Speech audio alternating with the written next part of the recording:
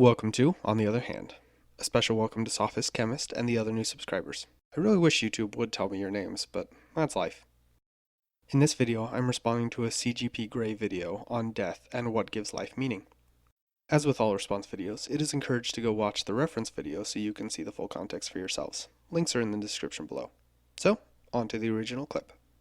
Death is a part of life, he whispers. Death gives life meaning. This is madness. Misery doesn't give happiness meaning. Happiness is meaning itself. If you tortured people to make them better appreciate the pleasures of life, you would be a monster, just like this guy. No parent would ask the Reaper of Age to wrinkle their child's skin, weaken their bones, dim their vision and their minds, cripple them in 1,000 ways over decades to ultimately kill them, to give their life meaning. But what can you do? The world contains pain and death, and so your brain believes the sweet lies that the horrors you can't avoid are good for you. And while death is a part of life, cholera was a part of life until humans developed wells and sewers to separate water from waste. Short-sightedness is a part of life until it isn't. Just because a thing is natural doesn't make it good or necessary. It's natural to live lives nasty, brutish, and short,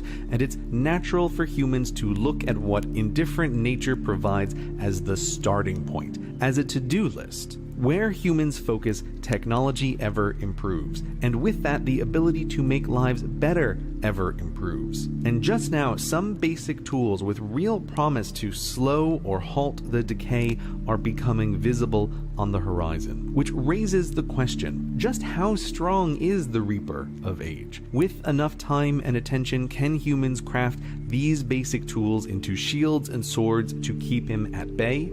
Possibly indefinitely? Perhaps. And if so, the first immortal generation may be alive today. A generation that lives a healthy adulthood as long as they wish to.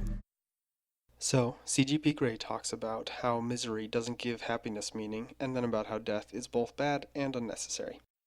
First, my bias. I think Grey is popular for a reason. He makes many good and interesting videos and arguments, and I enjoy most of his videos. I also think he might be a little too self-assured of his opinions. Anyway, first to his point on misery not giving happiness meaning. I feel like this is an oversimplification, and turn to a clip from a channel called Knowing Better about adversity and hitting rock bottom.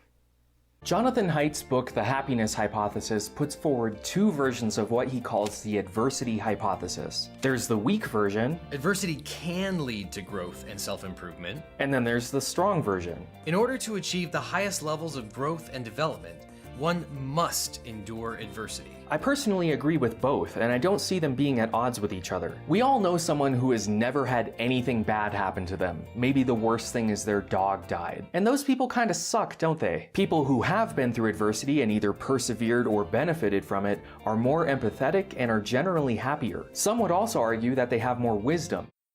So I agree wholeheartedly with Knowing Better. Hence why I use the clip. Go figure. I don't think misery inherently makes you more happy, but adversity can allow you to grow, is needed for maximum growth, and goes a long way towards wisdom and empathy. To Gray's second point on stopping death, I feel similarly towards fusion energy. It would be really cool and would solve tons of problems if it were a reality, but I don't put much stock in either idea coming to fruition. Talking about ending the aging process sounds really cool, so cool that people have been chasing that sometimes figurative and sometimes literal fountain of youth for much of recorded history.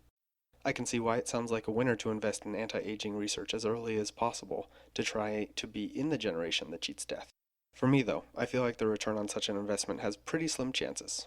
More power to CGP Grey for wanting and pushing for an end to death. I just think it might be reaching for an unreachable star. As always, thanks. Hope you enjoyed.